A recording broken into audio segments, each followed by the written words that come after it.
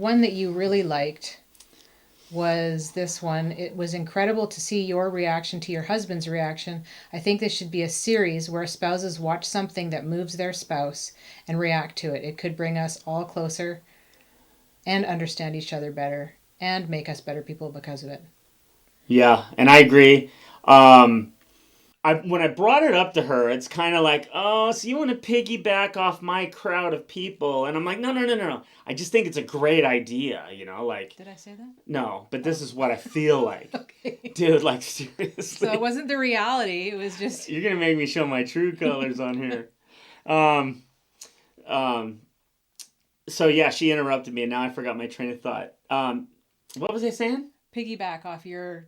Oh, yeah. So I bring it up, like, I did this reaction video, and I think it's really heartfelt, and I think some people are really gonna like it. Why don't you react to it instead of hearing the song first? Why don't you get like a double whammy? You get to react to the song, and then you can also show some reaction to the way I'm acting because I already knew that I lost control and acted a little weird. Lost So control. yeah, I didn't really hear the lyrics of the song until I watched her reaction. Because I always think like she's a better reactor than me for sure. I still miss stuff I'm all the time. emotional and uh, such a narcissist that I don't even get into the At lyrics half least the you can time. admit it, I know honey. I can admit it. Okay. I didn't hear a lot of the lyrics. Like uh, what was the line? Unconditional love for women, children, and dogs. I noticed the fact that he's giving credit to the dogs, and I laughed. And like men don't get the credit, but that unconditional love I'm is thinking, automatic for a dog. yeah, but I'm thinking, yeah, dog's nothing for, because I'm from the old school. Well, of I course. lived on a mini ranch growing up, and, yeah. There's no unconditional love Anyway, for, yeah. I love the dogs, but they don't compare to my wife or my kids. Okay, what about this one? This one, I think he commented on your video as well, Okay? Patriot, and he's got the Biden avatar that I love. Okay. This was such a good idea. Thank you so much for being there for your husband. I can clearly tell that you are a ride or die woman for him, and that is awesome. 80% of divorces are filed by women. I believe that. Of that 80%, more than 70% is because of money issues. What Dax speaks about here is not minority of women, it is the majority of women, sadly. Modern women, sadly. Yeah.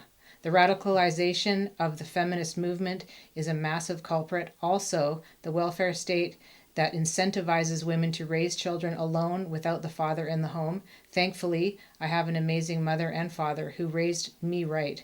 My parents were together all the way until my dad passed away in 2018. And even though he's no longer with us and my mom is widowed, they are technically still together because my mom refuses to accept the love of another man. Wow. And he is always in our thoughts and talked about every day. You are clearly an amazing woman who doesn't fall in with the horrible course that modern women today are on. You clearly love and support your husband, and I bet if he were to lose all income, the house, the car, and everything else you own, that you would still stay with him because you love and support him and truly believe in the vows you made on your wedding day. Again, thank you for sharing your reaction to your husband's reaction. It's really refreshing to see true love and support represented on the screen for a change. Well, we lived that. Yeah, we did. Yeah, and you know what? I That wondered that. I wondered that for a while. Like, hey, this is a good way to find out if she wants to stay with me.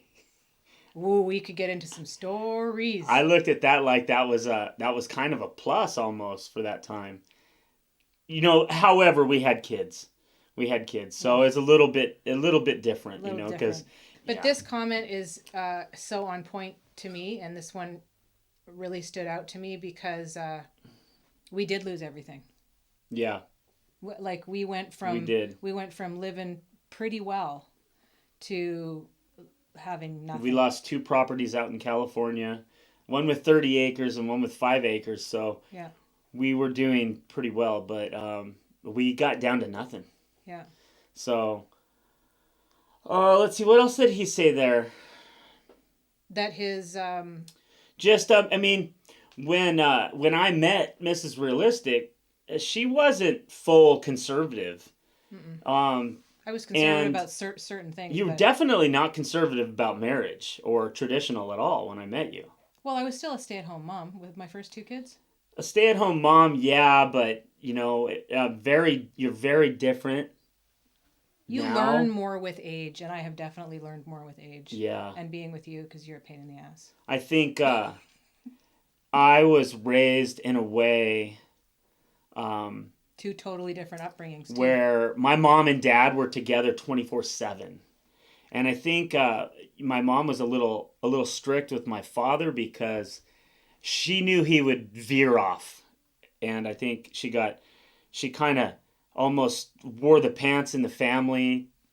They did everything together to a point that after my first divorce, the psychiatrist told me, which I thought I came from like a picture perfect family where mom and dad were always together. And she's like, you know what, caveman?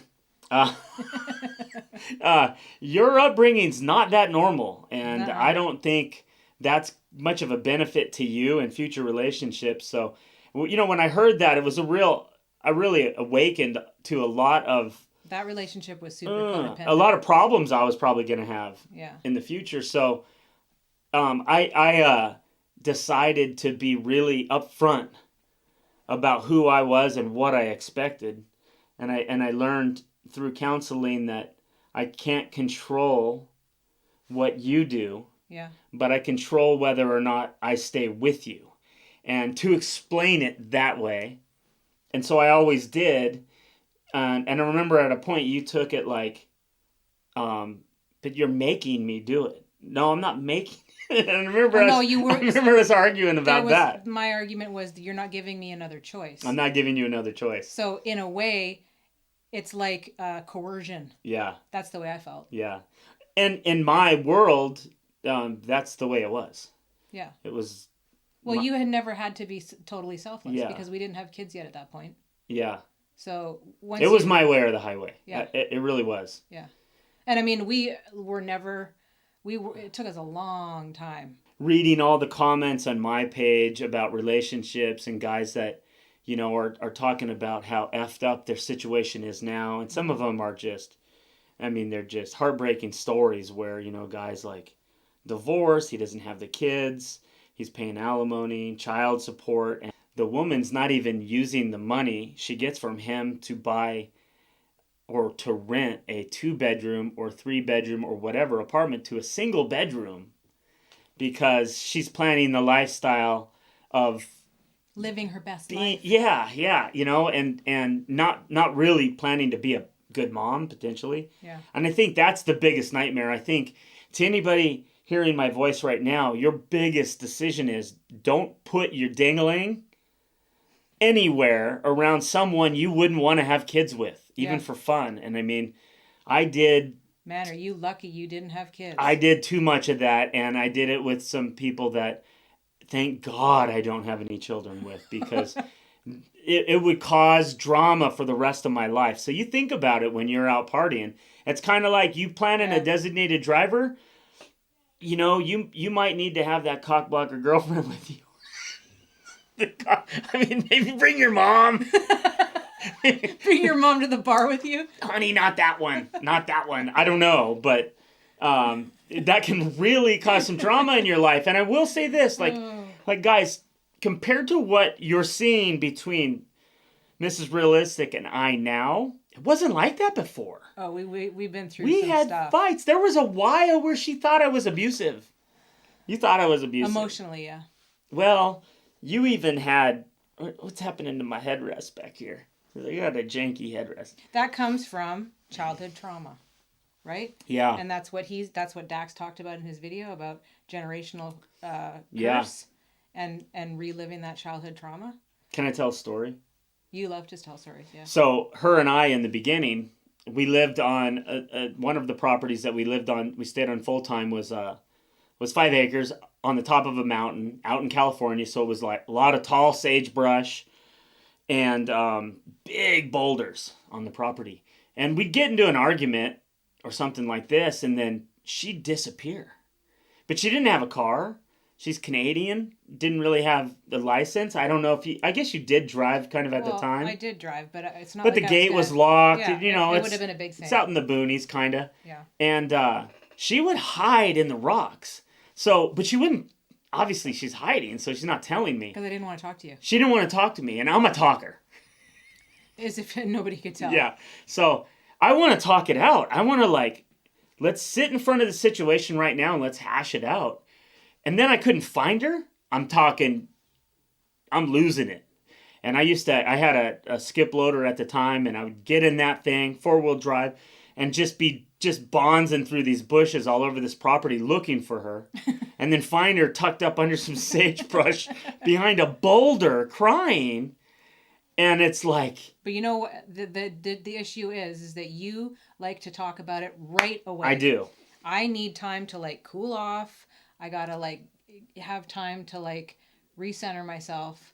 And so that's where Yeah. that And in the time she's trying to do all that, I'm packed and writing divorce papers up right there, like in my mind. We weren't married. We weren't married, but in my mind, that's how done I am. Like, dude. So it was a very different situation in the early days. I mean, it seemed hopeless. All right, so we just got an interruption, a call from a new physical therapy kind of clinic. Yeah. That my dad got moved to tonight. So he's finally out of the risky places where you get dehydration, secondary infections, and death. He's got no trach anymore. Yeah. That was gone out of his neck. Did Yeah. you notice that? They still have the hole, though. They didn't sew him back up, right? Yeah, no, I didn't see anything there. I don't know. I didn't even notice that. I didn't even think to look there. Yeah. But anyway, he's on the recovery, so we're stoked about that. And we just had a Zoom call or something like that. So we're going to get back into this video right now. I wish my dad would have spoken up more when I was a teenager. He walked out on all 3 of us kids. We have not heard from him again almost 20 years later. This does not take away from the other men I've been able to look up to. I was blessed with the men who could express themselves and their love for me. My stepdad, my uncle, and my brother are all incredible souls. I love, respect, and appreciate good, hardworking men. Remind the man in your lives how important they are. Thank you for this reaction. Amen to that. Dude, that's hardcore. That she appreciates the fact that she had a good male role model, even if it wasn't her dad. Nice to see a genuine reaction. Finally, a woman that gets it. You, ma'am, are one of the real ones. There needs to be more like you. Your husband seems like an amazing guy. Thank you. That's just nice. Thank you. I appreciate that. And she is a real one. And he's all right. Well, he's okay. I'm okay. I'm okay. Yeah. But no, it's true though. You don't go out. no. You don't go to the bars. After work, you're not like, I'm going to stop off for a beer. Yeah. I don't go out for girls' night. That right there is a generational blessing from my family. My dad was always at home. There was no guys' night. There was no girls' night. There was nothing like that in my family. And, you know, after my first divorce and speaking with the psychotherapist, she thought it was nuts and I'd never find anybody like me. I got one, though. I did all that already. Yeah. You know what I mean? You get it out when you're younger. But you were a girls' night out. No, it wasn't a girls' night out. Usually, like I had a group. With your first marriage. No, but I had a group of girlfriends, but we would meet up for play dates. Oh. Or we'd go to like. All right, or that's we'd go different. to each other's houses and have like dinner at each other's houses. Okay. So it was very rarely like a girls' night out. But like, so let's listen, guys. I got some caveman advice. I'm trying to get closer to you because I'm getting out of the screen. Okay. Aren't you lucky? Look at me. We can actually see ourselves in this camera. Okay. Good. All right, so let me give you caveman advice. And this is one thing we did, you know, knowing how traditional I was expecting things to be.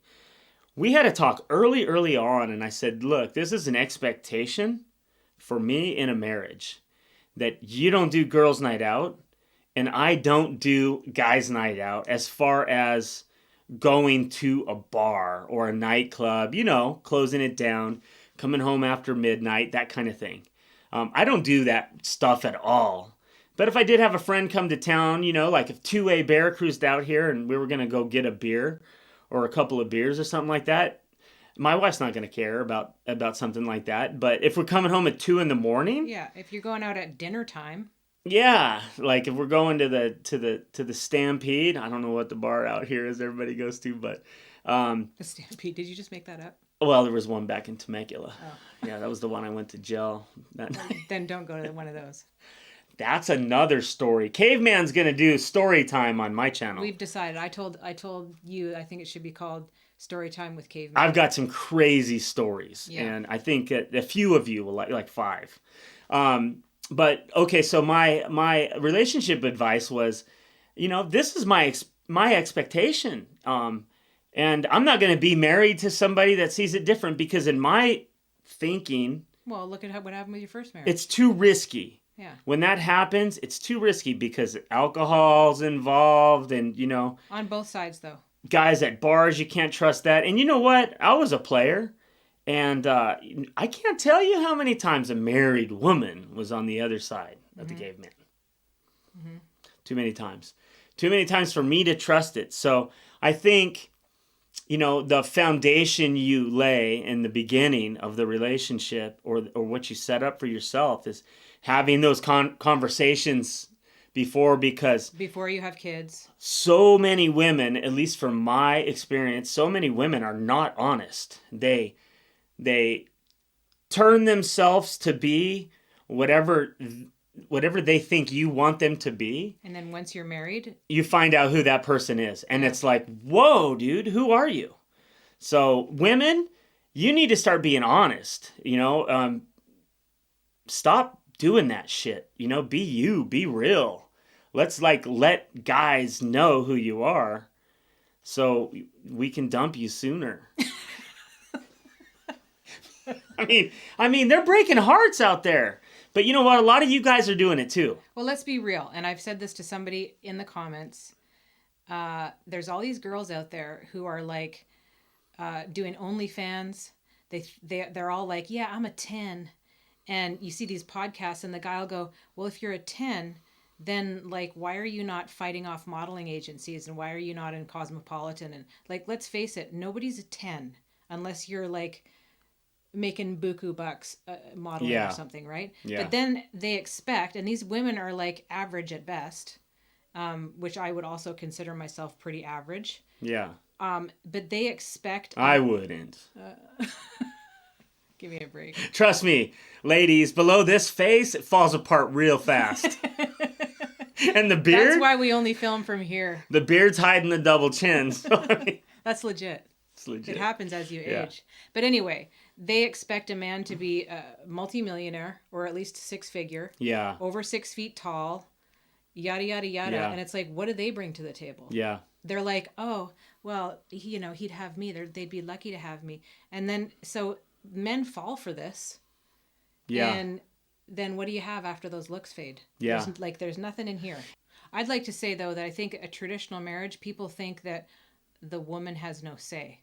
They think that a traditional marriage, and when they hear that the man leads the family, they think that it means that I'm a little, I don't know, Amish woman, and I don't get to have a say in anything that happens. I think people have a big misconception about what traditional marriage means.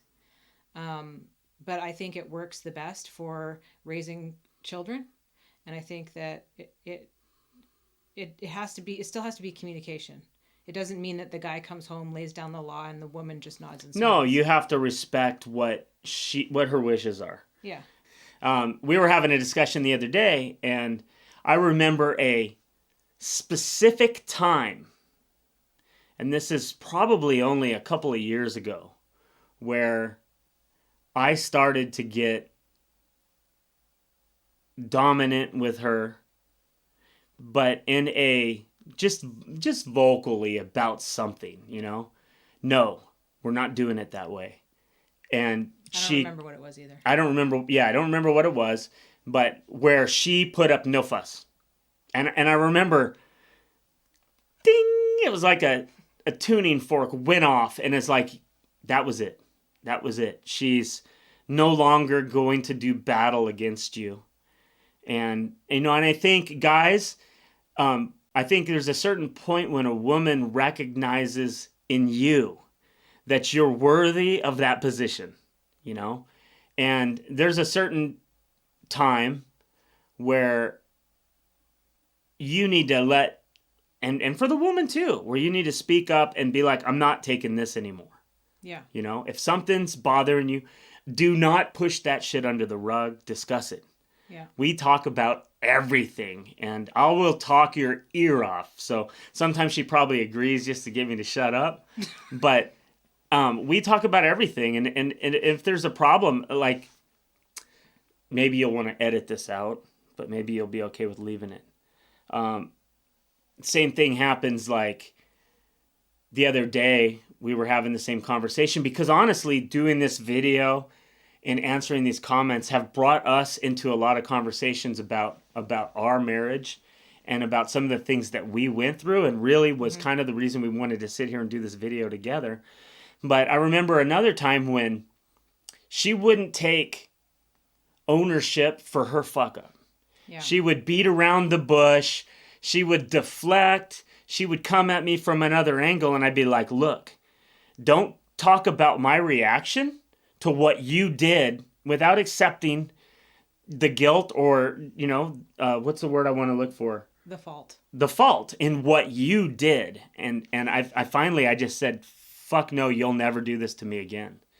And it was so matter of fact that she heard it. And it was like, she knew it. She didn't argue me. She didn't twist it around. She just was done. And it was like, so like, some of our real progress has been really in the last couple of years. Yeah, and I'd like to say too that I think that's what this song from Dax has done. It's opened a conversation for men and women to really understand each other, because he's bringing to light all of the issues that men don't feel like they can talk about. Yeah, you cut to the chase. If you're having an argument with your other half, you've got to talk about the problem. You can't be dancing around talking about all the things on the fringe, or over here or over there, or all the things that happened because 4 years ago you scratch that. That's all bullshit. Let's talk about the problem at hand, Yeah. And when somebody tries to do that, it's almost a circular conversation. You never get anywhere with it. Yeah. So you have to cut that off. Yeah. And I mean, I will say, for like the amount of arguments and crazy stuff that we've been through, like, when you're wrong, you'll say, shit, yeah, I fucked up. I have absolute, like, I have a lot of good qualities. I really do. I really do. When you people say you're the realist, like, I have a lot of problems too. But I have no problem admitting fault. I have no problem admitting that I fucked up. I'll like, I have no problem with that. I totally own up to when I screw up, or when I'm mean, or when I say something. I apologize to... Well, and especially to the kids. If we do something and, like, we give the kids crap about something, and then we find out that, oh, it actually wasn't, so-and-so's fault or whatever. Yeah. 100% you need to go back and, like, mend fences, especially with your kids. Yeah. I think that's, like, super important. And so that's the whole synergistic, family structure. If the kids see that you are able to communicate with each other, you have to model a good marriage, or else they're going to grow up, like Dax said, and like we've talked about for years, that generational curse. My mom didn't have a good, even though her parents were together for most of her childhood, they were alcoholics. She broke that cycle and realized that she didn't want that. But then I didn't have my parents together. Yeah. Where you did. So we had two totally different upbringings. Yeah. And like, talking about kids, I'll like call a meeting with each one of my kids every so often, and I'll ask them, how am I doing as dad? You can speak openly. You can tell me whatever you think. You can tell me what the problems. And a lot of times they're like kid problems, like you don't give us enough ice cream, something like that. Well, that's because I love you. But I open the floor to them to say, do you think I'm being too strict? What is your beef? Because I'd rather talk to them now than do it on my deathbed, or deal with the consequences of them getting into something or going down a wrong path because you didn't have a close relationship exactly and communication with your kids. Yeah. So it's just as important to have but all that aside, I think that this is where marriages end up just giving up, is because it gets too hard and they just don't want to deal with it anymore. And I don't blame a lot of people for not wanting to get into another relationship during the world is so screwed up right now.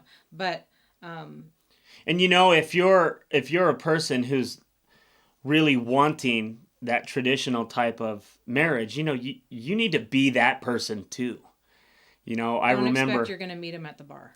I remember my mom giving me a bit of good advice when I decided I wanted to get married or have something like that. And she goes, stop looking for someone. She goes, you be the type of man that woman's going to want, that the type of woman that you want is going to want, Totally wasn't when I met her. No, you were. No, I had a mohawk. No, your head was big shaved when I met you. Okay, the mohawk came after. The mohawk came after. The mohawk came after. I had to do the mohawk. I had some wild days. If we got some time, we'll post some pictures. But she met me when I was a nut.